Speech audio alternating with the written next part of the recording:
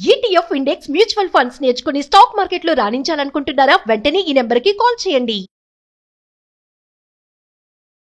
Hello views, welcome back to our channel. ఈ రోజు మనతో ఉన్నారు స్టాక్ మార్కెట్ అనలిస్ట్ అయిన సుందరరామరెడ్డి గారు. ముఖ్యంగా ఈ రోజు ఎపిసోడ్లో క్వాంట్కి సంబంధించిన ఫ్రంట్ రన్నింగ్ అనే ఎలిగేషన్స్ ఏమున్నాయో వాటి గురించి తెలుసుకుందాం. నమస్కారం సార్. నమస్తే సార్, ఫ్రంట్ రన్నింగ్ ఎలిగేషన్ సంబంధించి డీటెయిల్గా మాకు ప్రీవియస్ ఎపిసోడ్ ఎక్స్ప్లెయిన్ చేయడం జరిగింది. అయితే క్వాంట్లో ఎవరైతే ఇన్వెస్ట్ చేశారో, ఇన్వెస్టర్స్ కింద ఉన్నారో, ఈ మ్యూచువల్ ఫండ్కి సంబంధించిన ఇన్వెస్టర్స్ అందరూ ఇప్పుడు ఎటువంటి యాక్షన్ తీసుకోవాల్సి ఉంటుంది, లేకపోతే వాళ్ళు భయపడుతుంటే ఇది వాళ్ళు యాక్షన్ సంబంధించి వాళ్ళకి ఏదైనా మీరు సజెషన్ ఇచ్చే ఛాన్స్ ఉందా, ఏం చెప్తారు? మార్కెట్లో ప్యానిక్లో ఉన్నప్పుడు డిసిషన్ మేకింగ్ తీసుకోకూడదండి. అండ్ అది కొంచెం కూల్ అయిన తర్వాత ఒరిజినల్గా ఫ్రంట్ రన్నింగ్ జరిగితే ఏ లెవెల్లో జరిగింది, టోటల్ మేనేజ్మెంట్ ఇన్వాల్వ్ అయిందా లేదా జస్ట్ ఫండ్ మేనేజర్స్ ఇన్వాల్వ్ అయ్యారా, ఎవరు ఇన్వాల్వ్ అయ్యారు అన్న దాన్ని బట్టేస్తే మనం డిసిషన్ తీసుకోవాల్సి ఉంటుంది. టోటల్ మేనేజ్మెంట్ కనుక ఇన్వాల్వ్ అయినట్టు కనుక తెలిస్తే కనుక అది టూ మచ్ అన్ఎథికల్, అంటే కార్పొరేట్ గవర్నెన్స్కే అది మచ్చ అనమాట. అందుకని పెద్ద పెద్ద హై నెట్వర్త్ ఇన్వెస్టర్లు అందరూ కూడా దాన్ని క్లోజ్ చేసే ఛాన్స్ ఎక్కువ ఉంది. కాబట్టి అందరూ కూడా దానికోసం వెయిట్ చేస్తున్నారు. అంటే ఏ లెవెల్లో ఫ్రంట్ రన్నింగ్ జరిగింది, జస్ట్ ఫండ్ మేనేజర్ వరకు అయితేనే పెద్ద విషయం కాదు, బట్ టోటల్ మేనేజ్మెంట్ ఇన్వాల్వ్ అయిందంటే అనెథికల్ మేనేజ్మెంటే. కాబట్టి అలాంటి వాటికి దూరం ఉంటే బాగుంటుంది. మనం మ్యూచువల్ ఫండ్ ఇండస్ట్రీలో కానీ ఇంకోసారి అసెట్ క్లాస్లో కానీ ఉంటే బేసికల్గా ఏంటంటే మనం ఏం చేసినా ఎలా చేసినా ఎండ్ ఆఫ్ ది డే ఎక్కువ రిటర్న్స్ కోసమే మనం చేస్తుంటాం. ఓకే, ఎలిగేషన్స్ వస్తుంటే పోతుంటే అది మామూలు విషయం, ప్రతిసారి జరుగుతూనే ఉంటుంది. ఈవెన్ క్వాంట్లో if I'm remember right Adani episode అప్పుడు కూడా వీళ్ళకి దాంట్లో ఉన్నాయని చెప్పేసి ఆ టైంలో కూడా దీన్ని పాయింట్అవుట్ చేశారు, వీళ్ళని ఎల్ఐసి వాళ్ళని. But end of the day వాళ్ళు చేసిన ఆ ఇన్వెస్ట్మెంట్ యాక్టివిటీ ద్వారా మనకి వెల్త్ క్రియేట్ అయింది తప్ప వెల్త్ డిస్ట్రక్షన్ ఎక్కడ జరగలేదు అదాని వీళ్ళు ఇన్వెస్ట్ చేయడం ద్వారా. అందుకని టెంపరీగా ఒక ఎలిగేషన్స్ వస్తూ ఉంటుంది, అది రైట్ అవ్వచ్చు రాంగ్ అవ్వచ్చు, బట్ దాని ఎఫెక్ట్ దానివల్ల మనం ఎఫెక్ట్ అయ్యేలాగుంటే మాత్రం అలాంటి ఇన్వెస్ట్మెంట్స్ దూరంగా ఉంటే బెటర్. బట్ అది మంచి జరిగేలాగుంటే మనం ఉంచుకోవటం బెటర్. సో క్వాంట్లో ఇది 2020లో జస్ట్ 250 కోట్లతో బీనిందండి. జనవరి 2020లో ఈ టోటల్ అసెట్స్ వీళ్ళు మేనేజ్ చేసేది 258 కోట్లు అండి. ఇప్పుడు 90,000 కోట్లు మేనేజ్ చేస్తున్నారు. అంటే వరల్డ్లో ఇంత ఫాస్టెస్ట్ గ్రోయింగ్ అయిన ఒక పబ్లిక్ అసెట్ మేనేజ్మెంట్ కంపెనీ ఎక్కడ లేదు, వరల్డ్లోనే లేదండి. అంత ఫాస్ట్గా ర్యాపిడ్గా గ్రో అయింది, ఎక్కడ ఒక పబ్లిసిటీ లేకుండా. ఓకే, జస్ట్ రిటర్న్స్ బేస్గా తీసుకొని ఇన్వెస్టర్స్ యొక్క నమ్మకాన్ని సొరుగుని పోతుంది ఇది. ఇండియాలో స్మాల్ క్యాప్ మ్యూచువల్ ఫండ్స్కి ఒక బ్యూటీని పట్టుకొచ్చింది వీళ్ళు. ఓకే, అండ్ ఇండియా టోటల్ ఇన్వెస్ట్మెంట్స్లో 48% ఎస్ఐపీలు మొత్తం ఎలోన్ క్వాంట్ ఎలోన్. అంటే ఇండియాలో స్మాల్ క్యాప్ మ్యూచువల్ ఫండ్లో జరిగే ఎస్ఐపీలు మొత్తంలో లెక్కేసుకుంటే ఒక క్వాంట్ మ్యూచువల్ ఫండ్లో పెట్టే ఎస్ఐపీ అమౌంటే అండ్ ఆల్మోస్ట్ 45% అంటే మీరు ఊహించుకోండి. ఓకే, అండ్ టోటల్ ఇండియాలో స్మాల్ క్యాప్ మ్యూచువల్ ఫండ్లోకి వచ్చే మనీలో దీని వాటాని 50% ఉంటుంది అంటే ఊహించుకోండి. అంటే this is one of the biggest small cap ఫండ్గా మారుతుంది అనమాట. ఇది అంతగా ఉంది. సో ఇండియాలో స్మాల్ క్యాప్లో నిప్పాన్ ఇండియా వాళ్ళు, HDFC and SBI small cap and quant 4th ప్లేస్లో వచ్చింది ఇప్పుడు 20,000 crores తోటి.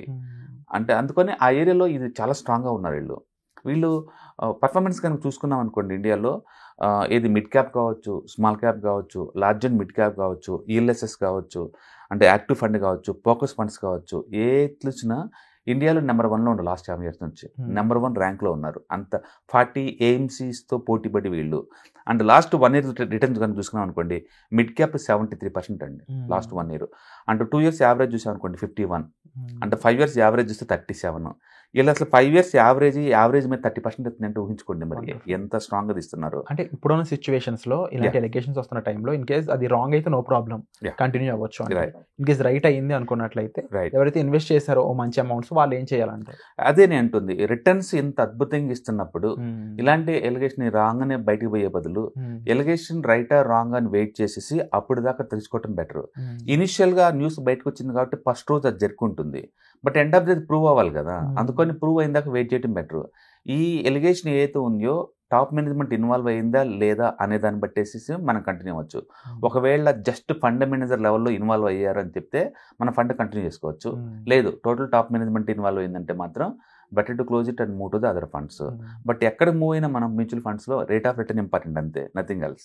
ఓకే, అంటే క్వాంటల్ యూనిక్ స్టైల్, వీళ్ళు పోర్ట్ఫోలియో టర్న్ ఓవర్ రేషియో చాలా ఎక్కువ ఉంటుంది, వేరే వాళ్ళతో పోల్చుకుంటే 5 times ఉంటుంది కనీసం. వేరే వాళ్ళు ఎవరైనా by and hold strategy follow అవుతారు, క్వాంటో అట్టే కాదు, సింపుల్గా ట్రేడింగ్ చేసి పడేస్తారు. ఇయర్లీ ఏ స్టాక్ వాళ్ళ దగ్గర మోర్ దెన్ 1 year ఉండదు.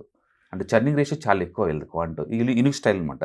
ఓకే. ఇంత too much trading activity mutual ఫండ్లో చేస్తున్నా వీళ్ళ ఎక్స్పెన్స్ రేషియో మనకి 0.67 ఉంటుంది. వేరే వాటితో పోల్చుకున్నప్పుడు ఇది కూడా యావరేజ్ మీద అక్కడే ఉంటుంది. చాలా మంది అనుకుంటారు చాలా ఎక్స్పెన్సివ్ ఏమో, ఎందుకంటే స్టాక్స్ ఫ్రీక్వెన్స్గా చేంజ్ చేస్తారు కాబట్టి చాలా ఎక్స్పెన్సివ్ ఏమో అనుకుంటారు. కాదు, వేరే వాటితో పోల్చుకుంటే ఎక్స్పెన్స్ రేషియో కూడా ఇది రిలవెన్స్గానే ఉంటుంది. అండ్ రిటర్న్స్ మాత్రం వేరే వాళ్ళతో పోల్చుకుంటే చాలా ఎక్కువ ఇస్తున్నారు అనమాట.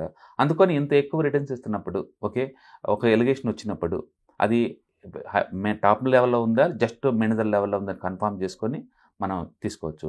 మేనేజర్ లెవెల్లో కనుక్కుంది అనుకోండి, మ్యూచువల్ ఫండ్ ఇండస్ట్రీలో అది కామన్ ప్రాక్టీస్. అది మేనేజర్ లెవెల్లో కనుక్కుంటే ఇంతకుముందు సెబీ ఇలాంటి కనీసం ఒక 10 times అన్ని ఎయిమ్స్ని పట్టుకుంది. హెచ్డిఎఫ్సిని పట్టుకుంది, ఇట్లా యాక్సిస్ లాస్ట్ ఇయర్ 23 మార్చిలో యాక్సిస్ బ్యాంక్ని పట్టుకుంది. ఫ్రంట్ రన్నింగ్ చేస్తున్నారు ఇద్దరు మేనేజర్ని. వాళ్ళు పీకేశారు, పెనాల్టీ 3 crores కట్టారు అంతే. అంతకుముందు ఐఏఎఫ్లో జరిగింది, అంతకుముందు రిలయన్స్ క్యాపిటల్ జరిగింది.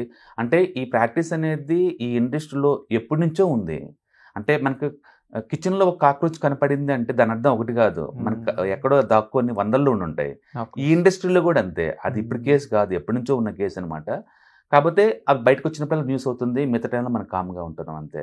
కాబట్టి ఆ ఎలిగేషన్ అనేది ఎంత రూట్ లోపలికి ఉంది అన్న దాన్ని బట్టేసి మనం డిసిషన్ తీసుకోవాల్సి ఉంటుంది. ఎందుకంటే ఇంత బాగా రిటర్న్స్ వచ్చే వాటిని జస్ట్ ఎలిగేషన్ పెట్టేసి మనం దూరంగా ఉండాల్సిన అవసరం లేదు. జస్ట్ 250 కోట్ల దగ్గర నుంచి 90,000 కోట్లకు వచ్చిందంటే ఏ టాలెంట్ లేకుండా రాదనమాట అది. అందుకని ఎలిగేషన్ ఉన్నమాట నిజం, అది ప్రూవ్ అయిన దాకా వెయిట్ చేసుకొని అప్పుడు డిసిషన్ తీసుకుంటే బాగుంటుంది. అండ్ రెండోది, అందరూ అనుకున్నట్టు వీళ్ళ పోర్ట్ఫోలియో మొత్తం కూడా వెరీ స్ట్రాంగ్గా లార్జ్ క్యాప్లో పెట్టారు. 50% మనీ అంతా తీసుకెళ్ళి లార్జ్ క్యాప్లో పెట్టారు. ఏదన్నా రిడెంప్షన్ ప్రెజర్ వచ్చిందనుకోండి, స్పాట్లో వాటిని నమ్మేసి మరీ జనాలకు డబ్బులు ఇచ్చేస్తారు. అందుకని ప్యానిక్ అంటే ఏం రాదు. సింగిల్ కంపెనీలో వచ్చే బ్యాడ్ న్యూస్ వేరు, ఇలాంటి ఫండ్కి వచ్చే బ్యాడ్ న్యూస్ వేరు. అంటే ఫస్ట్ ఆఫ్ ఆల్ మేనేజ్మెంట్ అనేది దీన్ని ముందుగా క్లోజ్ చేస్తుంది. విత్ ఫండ్ మేనేజర్స్ తప్పు ఉంటే ఫండ్ మేనేజర్స్ తోనే అక్కడతో ఆపేయచ్చు. సెబీకి పెనాల్టీ కడతారు, అంటే ఫండ్ మేనేజర్స్ ని జాబ్ లోంచి పీకేస్తారు. బట్ టాప్ మేనేజ్మెంట్ ఇన్వాల్వ్ అయింది అనుకోండి, అది చాలా పెద్ద ఇష్యూ అది. ఎందుకంటే కార్పొరేట్ గవర్నెన్స్ ఏదైనా భరించవచ్చు, కానీ ఆ మనిషి అనెతికల్గా ఉన్నప్పుడు ఇంకా ఫండ్ జోలు ఎవరు బోరు అనమాట. సో అది ఏంటనేది సెబీ దగ్గర నుంచి మనకి క్లారిఫికేషన్ వస్తే తప్ప తెలియదు. సో అప్పుడు దాకా ఉంచుకొని సెబీ దగ్గర నుంచి క్లారిఫికేషన్ వచ్చిన తర్వాత మనం డిసిషన్ తీసుకోవడం అనమాట. అందుకని ప్యానిక్లో మనం డిసిషన్ తీసుకోవద్దు. అందుకని మీరు ఒక 1 week ఉంచుకోండి. ఈ లోపు కనుక సెబీ నుంచి క్లారిఫికేషన్ వచ్చింది అనుకోండి, అప్పుడు తీసుకోవచ్చు. ఎందుకంటే రిటర్న్స్ బాగున్నాయి. అండ్ ఈ ఫ్రంట్ రన్నింగ్ అనేది కామన్ థింగ్ మ్యూచువల్ ఫండ్ ఇండస్ట్రీలో. అంటే ఇప్పుడు అంటే దాన్ని సపోర్ట్ చేస్తున్నాను కాదు, ఆ ఇండస్ట్రీలో అది మామూలు విషయం. లైక్ ఇన్సైడ్ ఇన్ఫర్మేషన్ ఎలా ఉంటుందో అలా అనమాట కూడా. Thank you so much sir. చాలా మందికి ఉన్న డౌట్స్ని ఈ వీడియో ద్వారా మీరు క్లియర్ చేశారు. Thank you so much. Suman టీవీలో మీ పర్సనల్ అండ్ బిజినెస్ ప్రమోషన్స్ కోసం కింది నెంబర్కి కాంటాక్ట్ చేయండి.